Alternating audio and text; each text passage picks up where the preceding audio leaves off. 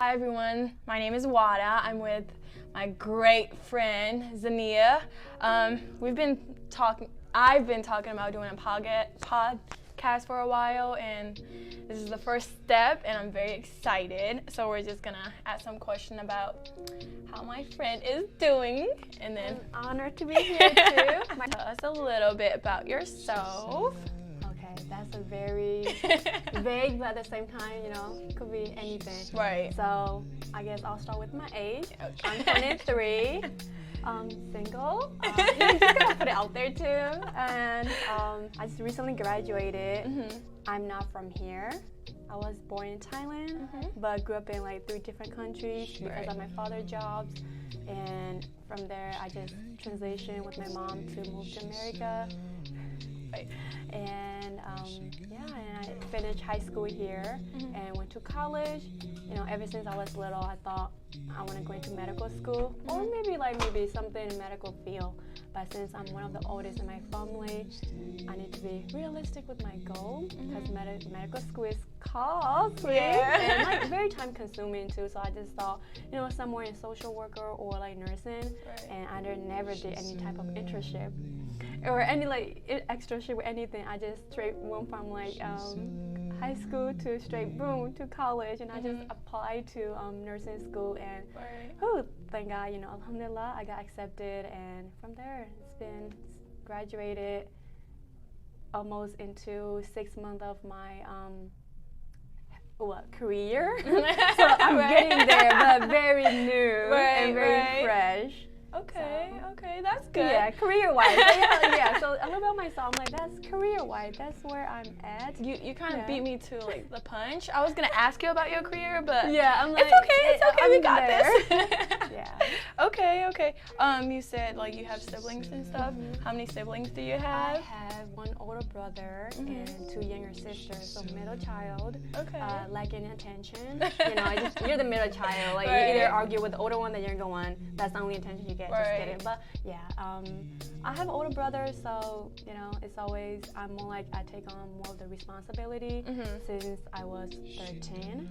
Been doing government paperwork since I was 13, and it's been a transition since I was little. And recently I moved out by myself with my roommate. She lives in Auburn and decided that she want to come to Fort Wayne just for she want to work through Parkview, so it's just a lot closer, working through Parkview and living in Fort Wayne, so a lot closer with a drive-in. Everything's so expensive. So so I feel like, I receive lots of questions like, oh, how is the transition, from straight out of college to just moving out, especially being Muslim and Asian, it's not a thing. It is not a thing. I received so many questions, even from my coworker. Not just Asian people, but other ethnicity. They're like, how your mom just accept you to just move out? I mean, there's certain condition, I'm like, I'm gonna go back to school. It's a lot closer to work, and with everything going on, it's also to protect my mom too and my little sibling, because I'm always dealing with COVID cases. It's been getting down a lot better, but there's still issues going on. So although it just so going back to my people asking me a question about transitioning, I feel like I've been it's kind of different being an immigrant and a refugee kid, because I don't have the same childhood as other kids at my age, because I've been doing these type of paying payment or calling government or anything, calling my own appointment for doctor office and stuff like that.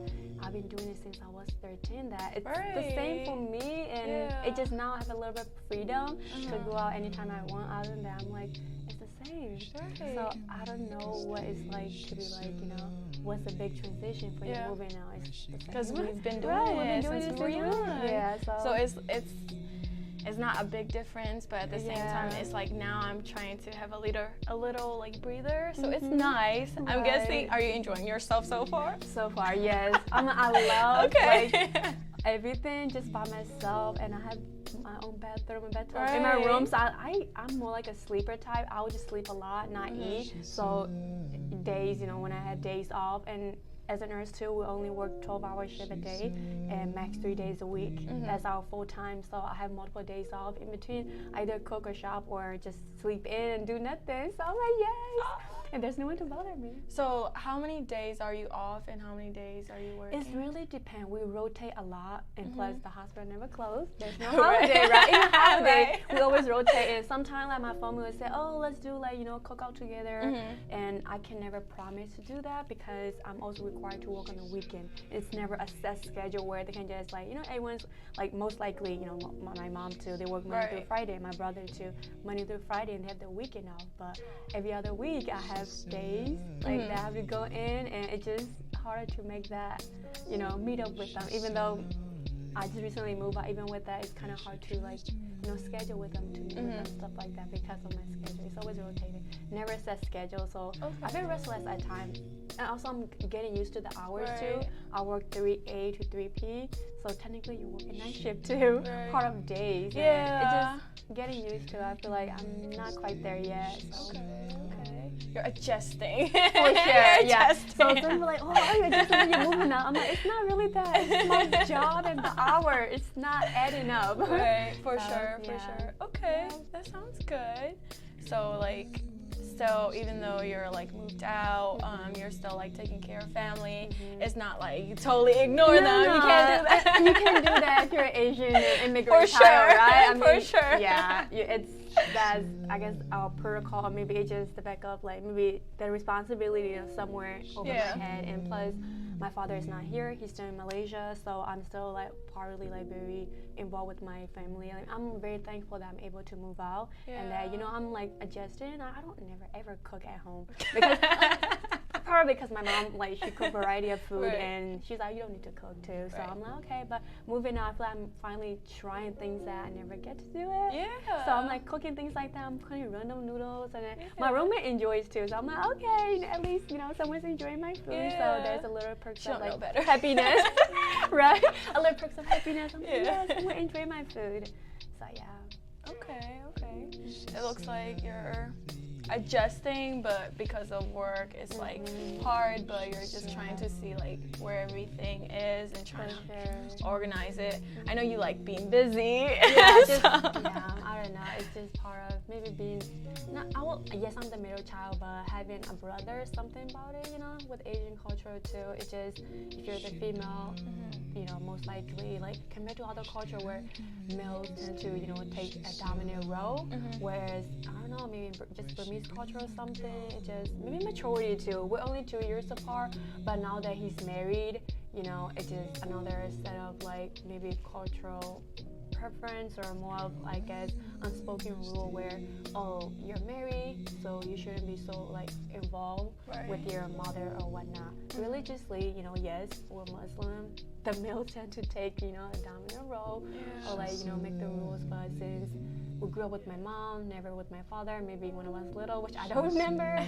So it's always been my mom taking roles that, you know, if my mom is not there, even while I was still living with my brother, while he was still single, it always been me, you know, doing other adult roles, I guess, taking upon the responsibility and stuff like that. So it's always been that. And now I'm not married, so they're like, I'm still you, go for it. I'm like, yes, yay. So I feel like it's been a struggle because like coming here, trying to adapt to cultural and not knowing the language. Exactly, not knowing the language, and then have to go to school, just put you in the field and where you're the mom. Like basically. So I'm like, How was it when you first came over? Like, I think compared to my aunt, so my aunt and my grandparents moved here first. I think 3 years before us. We're supposed to all come here together, but my mother got married to my father, and he was a refugee. And so he was, you know, he has studies in Malaysia, so he couldn't come. And at one point, my mom was pregnant, and with my little sister. in Malaysia, and she just decided, you know, she was like, hey, you know, like she's pregnant. Of course, everybody they want their mother, you know, parents nearby her. So she just thought, let's move back to Thailand, and she moved back in. And in the process, my grandparents decided to come to America for better life because apparently something with the getting naturalization or like something with the citizenship, they couldn't get it through through Thailand. Something I don't know what happened, but I'm not really sure about. So, but at one point they were offering people like to go to America or like New Zealand, stuff like that. So they decided to come to America, and my mother was like, you know, of course she wanted to weigh her husband because, you know, first of all, she was only 20 something and she's too young and she's pregnant. She was like, of course she wanted to follow her parent, but at the same time she's like, it's too much, you know.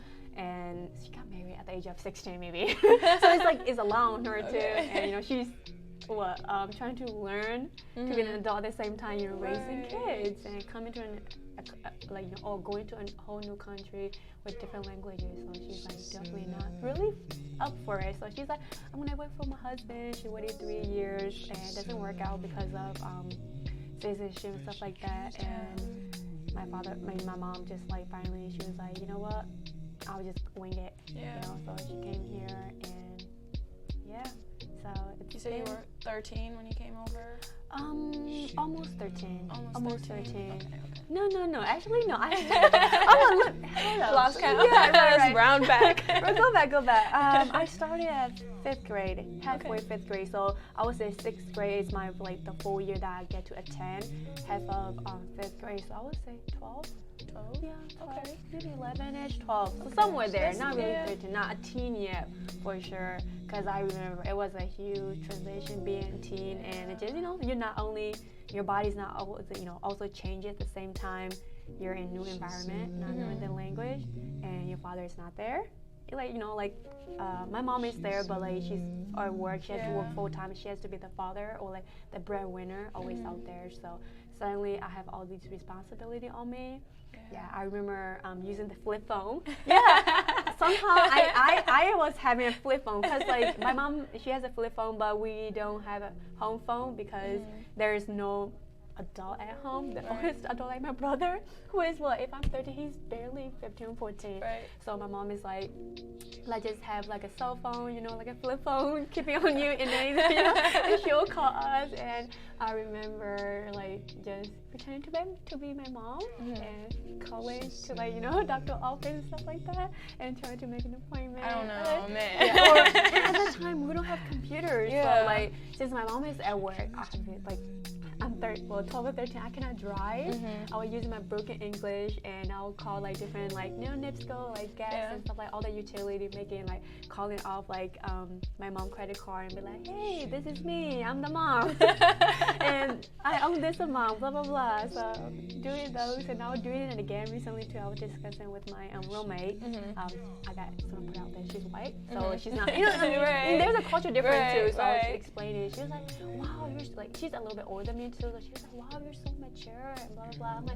I'm like, been doing it since 12 or 13. So I remember that, and I had, you know, a little bit nostalgia, and I was just like, wow, it's just, I don't know if I ever had a proper childhood, you know? Like just be a kid and not having to worry about like stuff at all, because I feel like a lot of us will come over, and then because our parent like don't know the language, don't know how to read, right? Like my grandma can't do none of that, so it's like it's on me. So I'll have to make phone calls too, and doctor appointments. I'll have to go. Even the things that I don't know, they'll tell you and like force you, be like, you go to school, you need to learn this thing, you need to know this thing. So I'm like, I go to school, but they don't teach you those stuff. Oh, I remember days where, you know, we have to skip school. So I wasn't very like a bright kid, I would say, because like I felt really, because I'm moving a lot too. At one point, they have my brother in different country, even though all of us born in Thailand.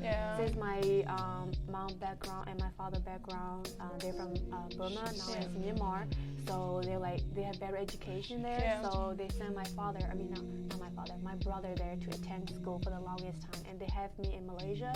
So I was exposed to Thai language when I was little. Yeah. And then we speak Burmese at home, but I was exposed to another new language in Malaysia. They speak Malay language. So just hearing those, I feel I was picking up every language, but never fluent in anything. So when I moved back to Thailand before coming to America, I was in the process of learning Burmese again. And out of nowhere, boom, coming to America, I have to learn a whole new language again. So my brain was just always like, that's why I was like, never maybe the brightest kid, because I was always having a hard time adjusting to languages and, you know, exposed to new environment. For sure. So I was always like, where am I? Where do I belong? What kind of language should I be speaking? It's like, it's always broken, but we always get the job done. Right, yeah, that too, you know? It's always broken, but we always get the job done. Yeah, so, yeah. At one point, I'm like, going back, I was like, that's why I said, like, not the brightest kid, but at one point, you know, I was really focused in school. Like, I really want to learn, but there are times where I get a little sad because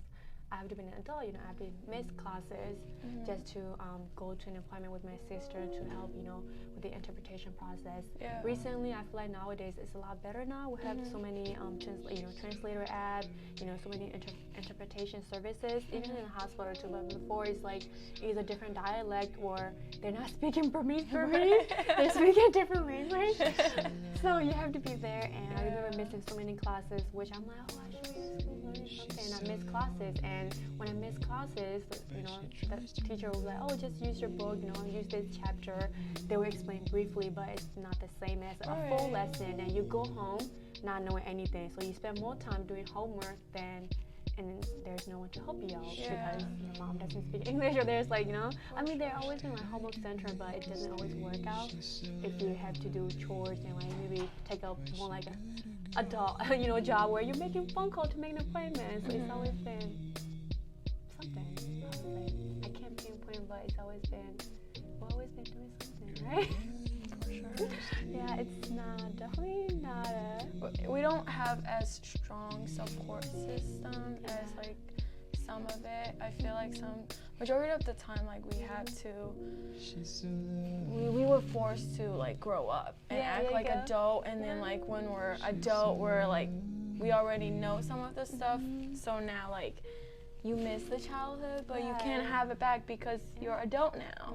And they have a lot of like high expectation for us. And because, you know, like we're Muslim, we're Burmese, I don't know, like you said, if it's just the community or like how we're raised, but they do have a lot of pressure on us, and I feel like a majority of the time that do affect us, but we try and like brush it off and be like, oh, it's okay, because we were all supposed to be like mature for them, so. Since like before a teen, like of course. even though our brain not fully developed, you know, you just have to be the adult because that's something that you just have to put up with there. But yeah, I feel like when I was little, I never seen that as an issue, or more like, you know, I'm like, oh, this is just how we are. This just, you know, something that we just have to adjust until, you know, I start going to college. Even in high school, I feel like I have friends, but I was always being like introverted and shy. So I was, you know, doing my own thing, finish school, like, you know, finish work. That's about it. But going to college, and, you know, in college, there's so many people, like different age group too, and meet different people, and I just had that, you know, realization that, oh, wow, like, so normal people don't do that. No, like, no, you don't do that. And it's a huge adjustment. I'm like sometimes thankful that, you know, it was no child should ever go through that. But at the same time, like, hey, that's just an experience, and I'm more prepared to be an adult than, you know. Than most people. For sure. For sure. Yeah. So how has like the support system been when you like went for nursing? Ooh, it was a lot, I would say. I received, I don't know, at one point, it was really time consuming. I remember, you know, sometimes I work as well because I don't want to depend on my mom. I received full scholarship, and that really helped me a lot. But at the same time, I don't want to even get money from my mom because like she's probably making at that time like what.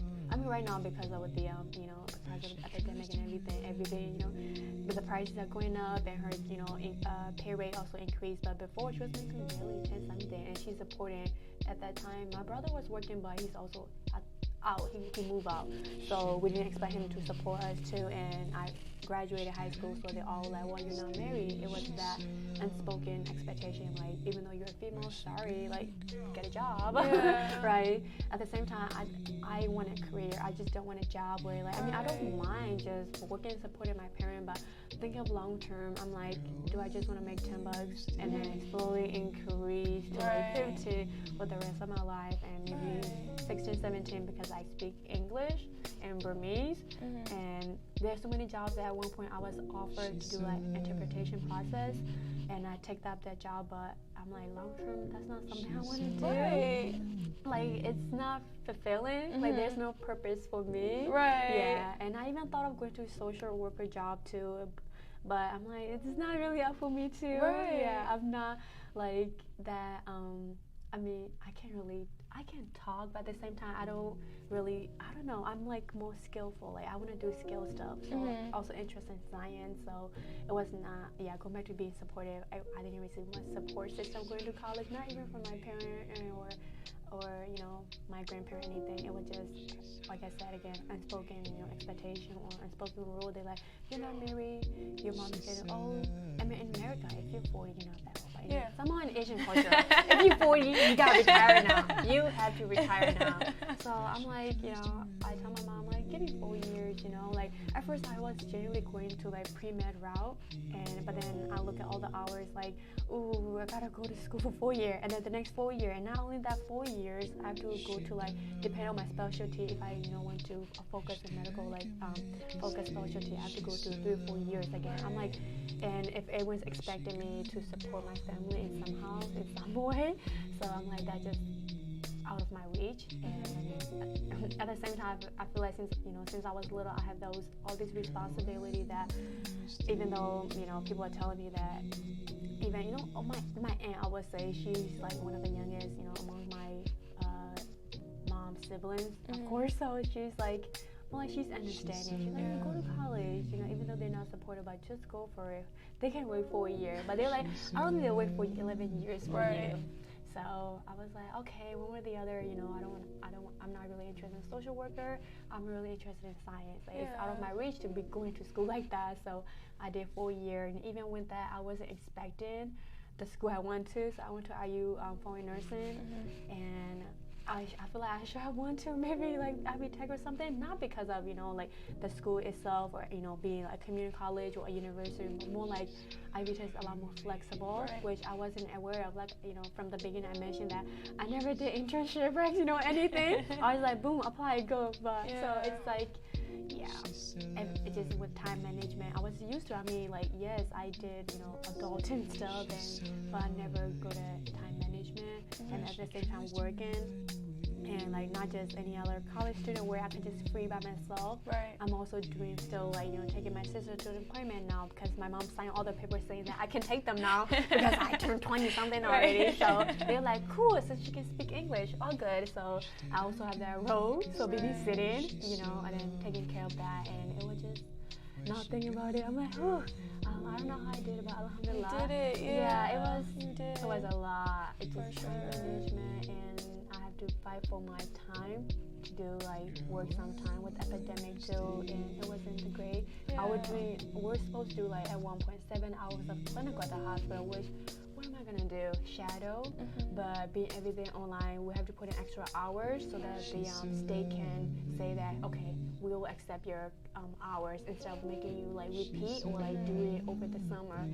So they make us do extra work, which the school have no choice but to put us that. So I feel like it was a huge strain on my family. At one point too, my mom got laid off, so I could get a job at the hospital, which that was the only thing open, and everything was on pause. And it was child money too, and there was argument too, and yeah, I don't want to like ooh. Fun stuff. Yeah, Fun stuff. Yeah, for sure. Honestly, like we came to the States to have a better life, but then if our family, our support system is not supporting us to do better in a place where you can do better, it's like hard on us.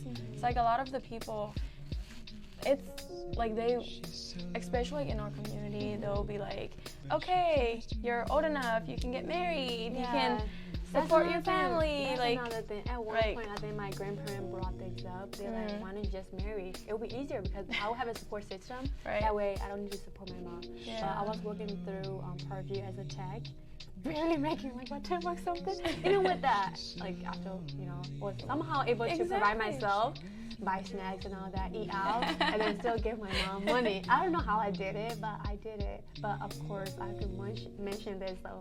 At one point during exam season, always, I'll be getting barely 10 to 11 hours of sleep in a week or 5 days. I don't know how I did it. I was probably young, probably living on coffee. But it just, it was a lot of adjustment. That's the one thing I want to bring things up. Like, people would think that, oh, how come, like, recently too, I was helping this Burmese patient, and, one of the provider mentioned, how come they've been here for 10 years and they don't know how to speak English?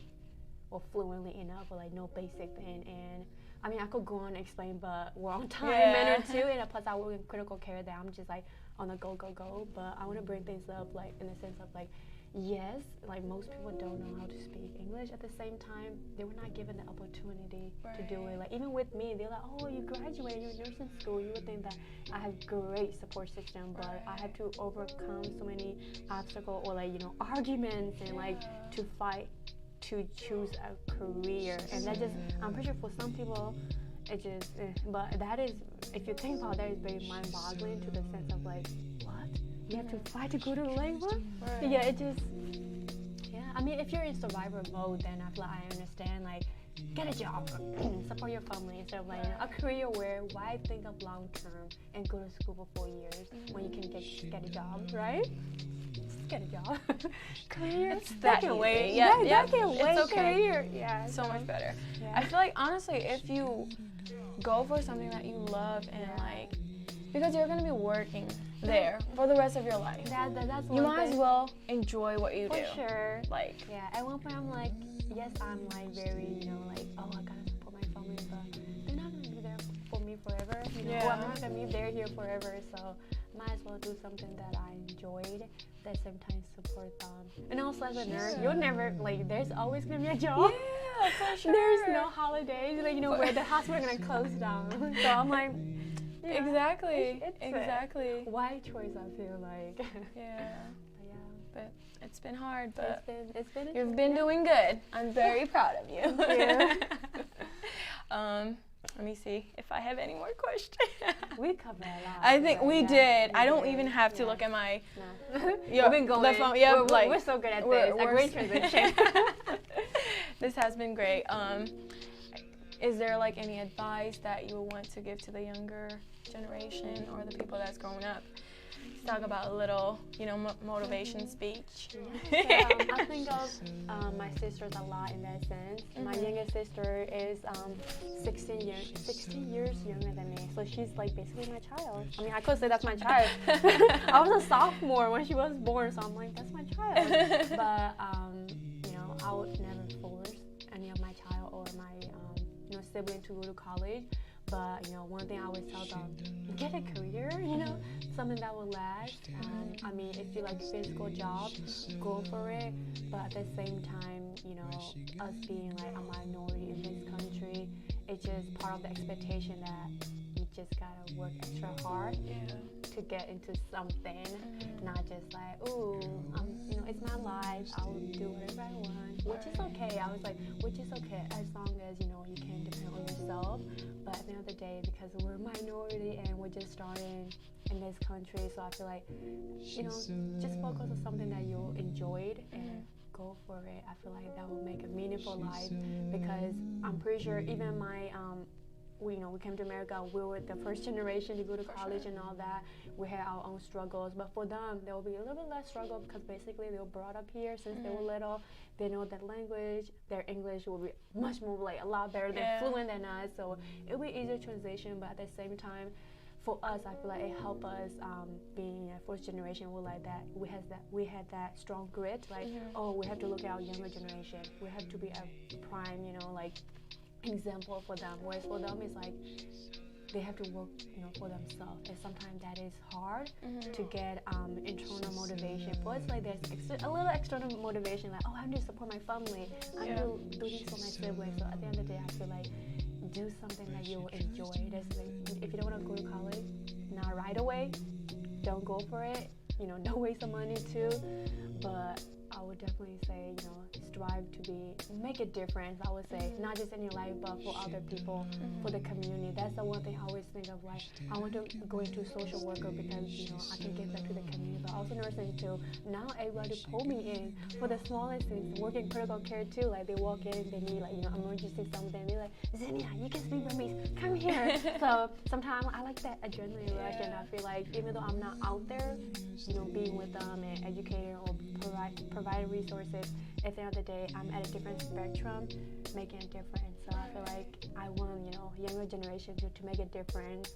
Like, they're like, there are people out there making a difference already. I don't have to do it. Not really. It's just there's always a different thing that you can do. And at the end of the day, I really want them to have a beautiful life. It's just we're in a new country. There's so much opportunity.